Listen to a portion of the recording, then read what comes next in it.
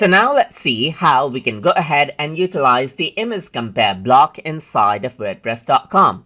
So in order to utilize the image compare block, I'm going to go around over here onto the block section and click on the plus button. So once I go ahead and do that over here, I'm going to go around and type in, let's say, image compare right here, just like this. Just type in image and you can see that there's compare. So let me just go around and type in compare right here, and then you can see that this block is here.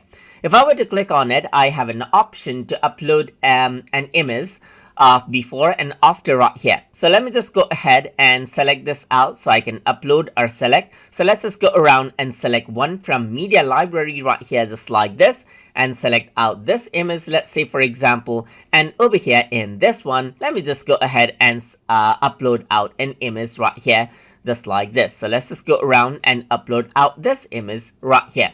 So once I go ahead and do that, we can see that it is still uploading. So let's just go around over here. You can see that it loads it out. And you can see the before and after right here. And you can go ahead and write in a caption as well, call to images right here as well.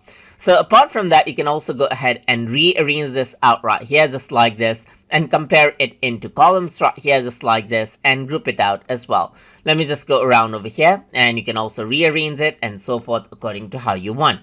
If I were to go around over here onto the right hand side, you can see that right now it's on the side-by-side comparison method right here. But you can also go around and go for above and below, and then this is what you have, as you can see. And that is how you can go ahead and utilize the image compare block inside of wordpress.com.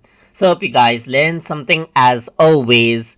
And as always, please like, comment, share, and subscribe.